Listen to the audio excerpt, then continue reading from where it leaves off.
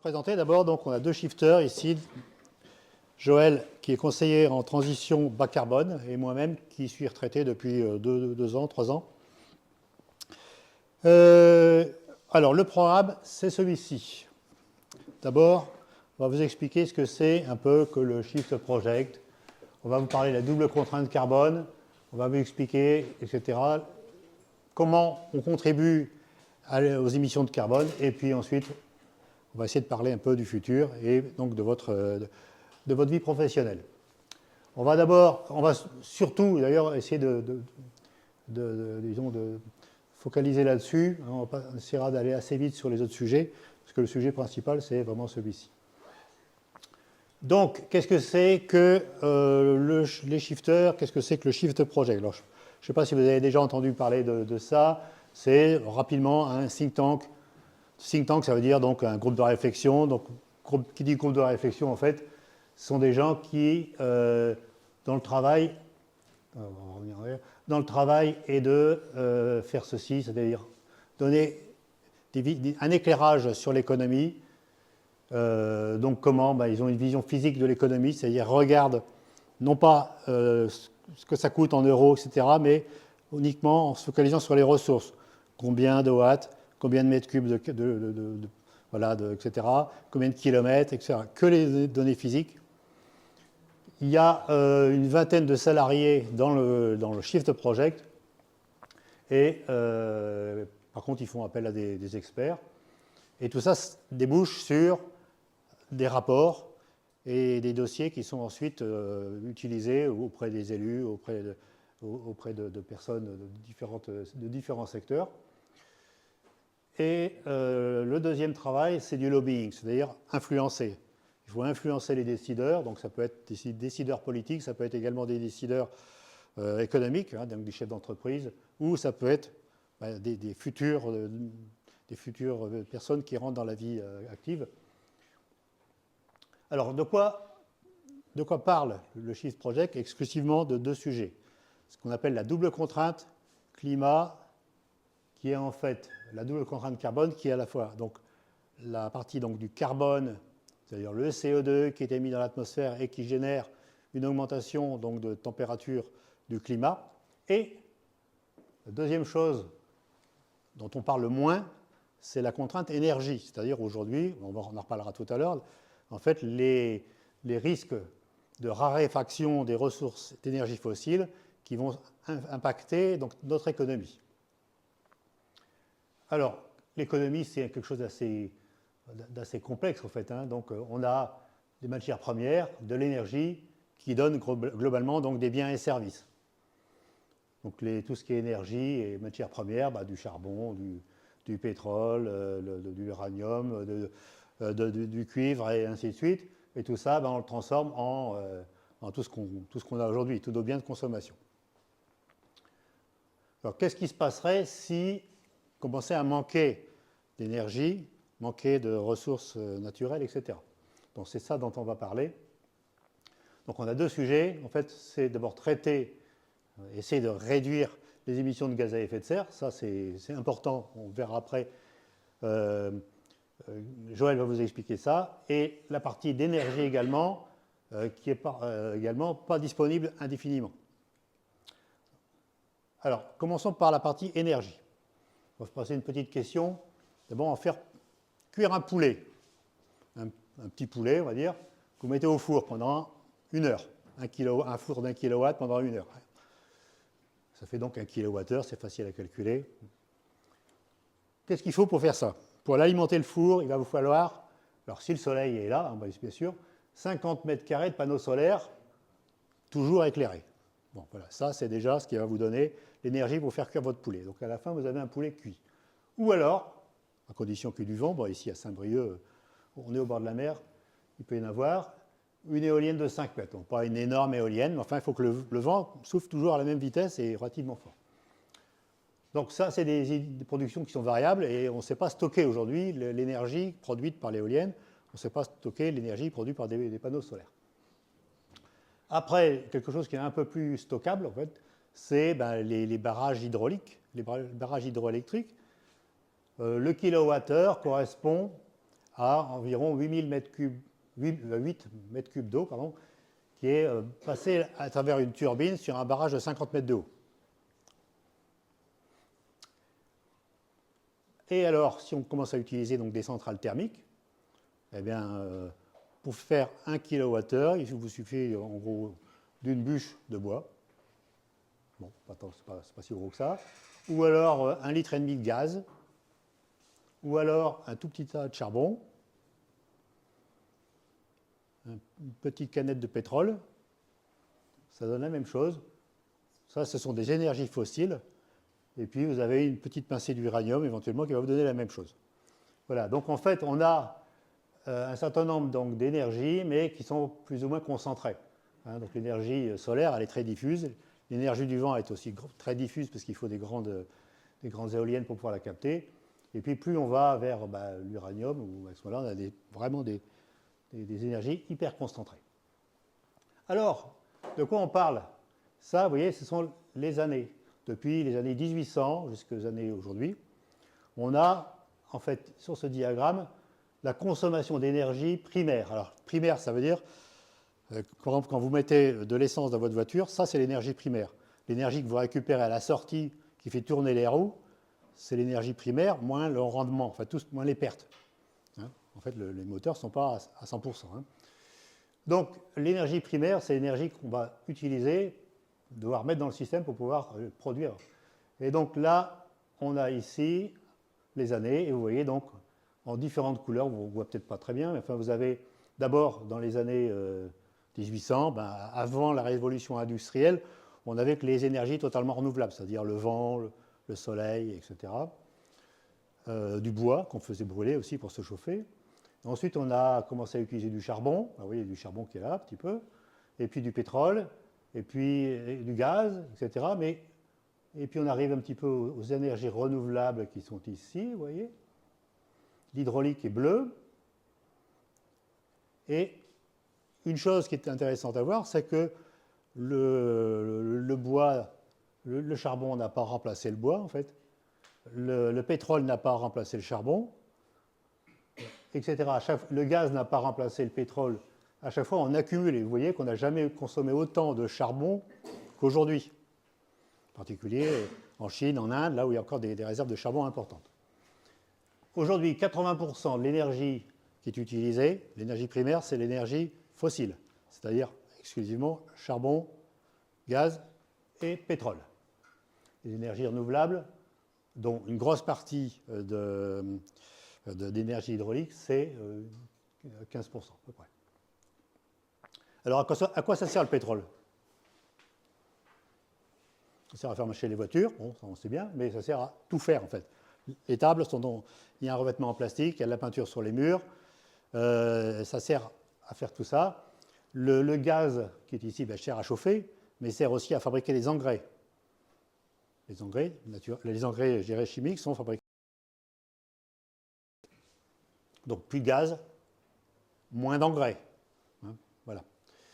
Donc qui dit moins d'engrais dit impact directement sur la production agricole. Alors, une chose qu'on sait aussi, c'est que quand on exploite un stock, il finit par s'épuiser. Hein, donc, alors, on parle de pic de production. Alors, on a déjà passé un premier pic de production en pétrole, dit pétrole conventionnel. Alors, on dira, oui, mais on en trouve toujours, il y a eu les pétroles de schiste, etc. Oui, bien sûr, mais ce sont déjà des pétroles moins conventionnels. Alors, quelque chose qu'il faut regarder, c'est la facilité qu'il y a pour aller récupérer ce pétrole. En gros, il y a un indicateur qui est tout à fait pertinent qui s'appelle le taux de retour énergétique.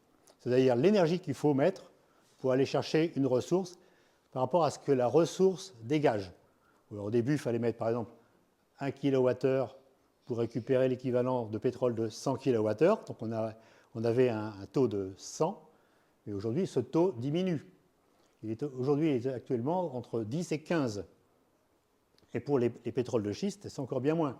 Et quand on arrivera à des pétroles où il faudra en fait dépenser 1 kWh pour récupérer 1 kWh de pétrole, là on va arrêter. Parce qu'en fait, il n'y aura plus d'énergie résiduelle pour ces pétroles. Voilà, donc ça c'est retenez, hein, ce EROI, hein, ça c'est c'est le taux de retour énergétique. Ça, c'est un critère intéressant. Voilà. Et donc, c'est une ressource non renouvelable, disons, à l'échelle humaine, hein, bien sûr, mais il a été créé à une époque. Mais à l'échelle humaine, on voit ici donc les années, donc depuis 1950 à 2020, le nombre, la quantité donc, qui est découverte année par année, et la production annuelle. Vous voyez que la production a augmenté et que maintenant, elle a plutôt tendance à stagner depuis les années 80. Donc ça, c'est source donc, de Rystad Energy, qui est un cabinet de recherche de données comme ça dans la partie pétrolière. Alors, par quoi remplacer les énergies fossiles? Eh bien, on a le choix entre plein d'énergies, mais en fait, soit ce sont des énergies peu concentrées, comme le soleil ou l'énergie éolienne, soit difficiles à exploiter, ou voire très concentrées à ce moment-là, donc comme du pétrole ou de l'atome. Mais en fait, celles qui vont bientôt, je dirais, celles qui sont en train de diminuer, je ne dis pas bientôt manquer, parce que le charbon, on en a encore pour un moment, le pétrole et puis le gaz, tout ça, ça va donc devoir être remplacé par quelque chose d'autre. Voilà, donc je passe la parole maintenant à Joël, qui va vous parler rapidement de ce que c'est que l'impact sur le climat. Merci Bruno. Ok, on imagine que vous connaissez le lien entre les énergies et le réchauffement climatique. On va quand même réviser un petit peu s'il y a besoin. Pourquoi on vous parle d'énergie, on parle de climat? Est-ce que vous avez entendu parler de l'effet de serre? Oui, pour la plupart. Tous. Qui n'a pas entendu parler de l'effet de serre? Ok, ça marche. C'est quoi le problème des énergies fossiles? C'est que leur combustion va générer des gaz à effet de serre, d'accord, qui vont s'accumuler dans l'atmosphère et créer ce qu'on appelle un effet de serre additionnel. Donc l'effet de serre, il est naturel à la base. Le problème, c'est cet effet de serre additionnel qui cause le réchauffement de l'atmosphère, des océans, de la planète dans son ensemble. Okay, donc on ne rentre pas dans le détail, on considère que vous avez déjà été sensibilisé pas mal sur ce sujet-là. Ce qu'on oublie parfois, et ça c'est un rapport qui est extrait c'est un graphe qui est extrait des rapports du GIEC, c'est que la quasi-totalité, pratiquement 100% de l'effet de serre additionnel est causé par les activités humaines. Pourquoi? Parce que comme Bruno le faisait remarquer justement, les activités humaines dépendent encore aujourd'hui à 80% des énergies fossiles. D'accord? Donc il y a un lien direct. C'est ce qui fait tourner l'économie, les énergies fossiles. Alors nous en France, on a du nucléaire, mais si on regarde le tableau global, on voit que la part des énergies fossiles dans l'activité globale, elle n'a pas vraiment baissé sur ces 40 dernières années. Par contre, on continue à utiliser de plus en plus d'énergie. Donc ce graphe, il nous dit quoi? Il nous dit que les causes naturelles qui font varier le climat, elles sont toutes petites, elles sont marginales par rapport aux causes des activités humaines. Voilà, c'est ça qu'il nous dit ce schéma-là. Et le réchauffement actuel, il est de l'ordre de 1,15, plutôt 1,2 degrés maintenant, par rapport à l'ère pré-industrielle. Donc toutes les causes d'origine humaine, anthropiques, sont ici en haut. D'accord ? Et on voit bien que c'est elles qui augmentent de façon exponentielle.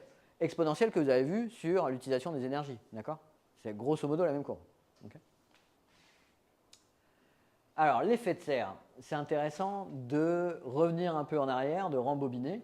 Il y a 20 000 ans, on était dans une ère glaciaire. Maintenant, on est dans une ère interglaciaire. D'accord ? Le climat s'est réchauffé. Est-ce que vous savez la différence de température en moyenne mondiale qu'il y avait entre cette ère glaciaire et aujourd'hui? D'après vous? Jetez des chiffres comme ça. Combien? Non. 50? 5? Oui. Une quinzaine? Ben, on a une bonne fourchette. En fait, c'est 5 degrés. 5 degrés d'écart entre cette ère glaciaire où toute l'Europe du Nord était recouverte d'une calotte glaciaire qui peut aller jusqu'à 2 km, enfin 2500 mètres de profondeur. Donc on imagine vraiment un climat totalement différent avec une Europe qui est dominée par des steppes et des toundras, très peu de forêts, les Alpes recouvertes pareil d'une calotte glaciaire. On pouvait traverser la Manche à pied à cette époque-là. Du paysage de l'Europe actuelle, avec le climat actuel, qui est celui qu'on connaît. D'accord ? Donc 5 degrés, ça fait une différence. Okay ? Le réchauffement climatique, on en profite pour faire une petite aparté, mais c'est une des menaces qui pèsent aujourd'hui sur notre environnement, sur nos sociétés. Le Stockholm Resiliency Center a défini 9 limites planétaires et le climat n'en est qu'une. Et aujourd'hui, on va faire beaucoup le focus sur le climat, donc on va parler de ça. Mais ce n'est pas la seule. Il y a la biodiversité, l'acidification des océans, le trou dans la couche d'ozone, etc. Aujourd'hui, on va faire le focus sur le climat, mais on voit qu'aujourd'hui, le climat se réchauffe. Et ce réchauffement du climat va avoir des conséquences sur l'environnement, mais également sur nos sociétés, et donc toutes les activités humaines, donc les entreprises. Et c'est de ça dont on va parler plus en détail dans la présentation qui vient. OK. Réchauffement climatique dit conséquences. Okay. Une des conséquences, ou en tout cas, une des crises qui est aggravée par le réchauffement climatique, la première, c'est plutôt l'introduction d'éléments chimiques dans la biodiversité, hein, dans la nature, comme les pollutions, les pesticides, etc. Mais le réchauffement climatique aggrave les crises de la biodiversité. D'accord ? Donc que ce soit les mammifères, les poissons, la ressource halieutique, que ce soit les insectes, on a perdu grosso modo en population les 2/3 des individus, si on compte par individu, du vivant ces 50 dernières années. D'accord ? Donc on voit une disparition massive de la biodiversité et le réchauffement climatique est un facteur aggravant de la perte de biodiversité. On connaît aussi peut-être mieux par rapport au climat les phénomènes climatiques extrêmes. D'accord ? Vous avez tous peut-être encore en tête les inondations à Valence l'été dernier ou les inondations dans le nord de la France il y a 2 ans. Mais c'est des phénomènes climatiques de plus en plus fréquents, de plus en plus intenses. Ça peut être des cyclones, des ouragans, des inondations, des précipitations extrêmes, des incendies et des vagues de chaleur. Et également des conséquences qui vont affecter les populations, avec plus de sécheresse, une multiplication des sécheresses, des vagues de chaleur, une baisse des rendements agricoles, d'accord, des ruptures d'approvisionnement et des tensions sociales un peu partout dans le monde, et des mouvements migratoires et des conflits armés. On estime aujourd'hui qu'il y a à peu près 20 millions de personnes qui sont déplacées par an du fait des conséquences du réchauffement climatique. Donc des conséquences qui sont déjà là et de plus en plus visibles. Ah oui, une petite note, si vous voulez en savoir plus sur le climat, on a fait vraiment accélérer, vous pouvez faire la fresque du climat. J'espère que certains d'entre vous ont fait la fresque du climat pour apprendre les causes et les conséquences du réchauffement climatique, très très intéressant. Donc, des événements extrêmes de plus en plus fréquents. Encore un graphique qui est extrait des rapports du GIEC. Celui-là, il nous montre le passé. Il nous montre à peu près les zones autour du monde où on vit des fortes chaleurs, plutôt au début des années 2000. D'accord ? Donc, on voit que 30% de la population sur la planète sont déjà exposés à des conditions qui sont impropres à la vie plus de 20 jours par an. D'accord ? C'est les zones qu'on connaît déjà aujourd'hui, hein, l'Inde, le Sahara, une grosse partie de l'Australie, l'Asie du Sud-Est, l'Amérique latine. Ok, ça c'est la situation qu'on connaît déjà. Mais ça c'est dans un climat qui s'est réchauffé de 0,5-0,7 degrés par rapport à l'ère industrielle. Okay ? On en sera où dans un monde où le réchauffement climatique atteindra des niveaux de l'ordre de 2,4 à 3,1 degrés ? On voit que la situation va s'aggraver. D'accord ? C'est pratiquement le double des populations sur la planète qui seront exposées à des conditions impropres à la vie sur Terre, plus de 20 jours par an. Et c'est 10% de tous les habitants de la planète qui seront exposés à des conditions impropres toute l'année. D'accord ?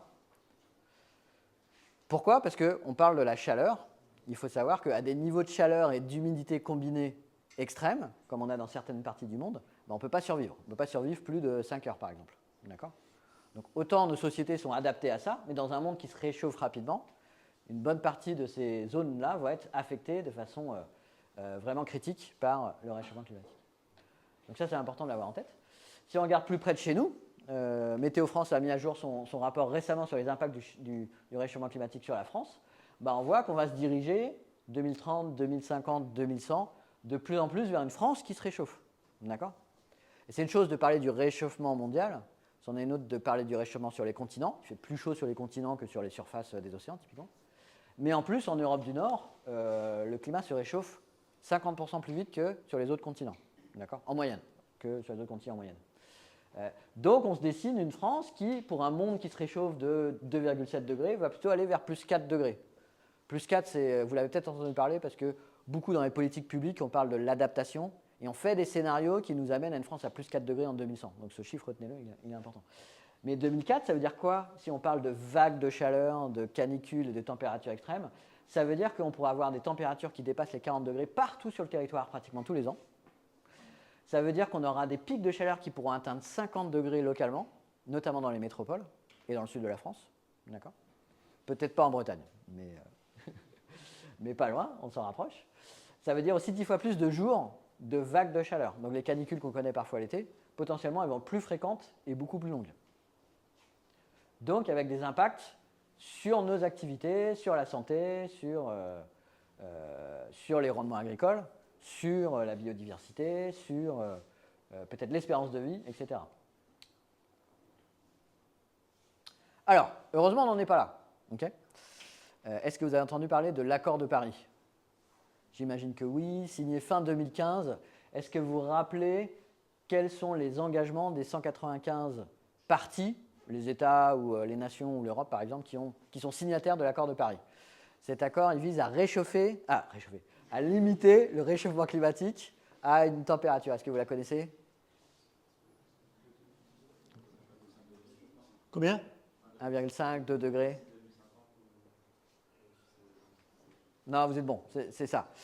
Effectivement, l'accord, il dit qu'il faut limiter le réchauffement climatique bien en dessous des 2 degrés et si possible à 1,5 degré. D'accord ? Et l'accord ne donne pas de date. D'accord ? C'est dans l'absolu, il ne faut pas dépasser les 2 degrés. D'accord ? Que ce soit en 2050 ou en 2100, ce n'est pas trop la question. Et on voit que, avec tous les gaz à effet de serre qu'on a émis depuis le début de l'ère pré-industrielle, on sait mesurer en bilan carbone ce que ça représente et le réchauffement qu'on a constaté jusqu'ici. Le réchauffement qu'on a constaté jusqu'ici, c'est ce qu'on disait tout à l'heure, c'est environ 1,2 degré. D'accord ? Donc si on veut limiter le réchauffement, il nous reste un budget carbone à émettre et à ne pas dépasser pour rester en dessous des 2 degrés. Vous me suivez ? C'est assez logique, quoi.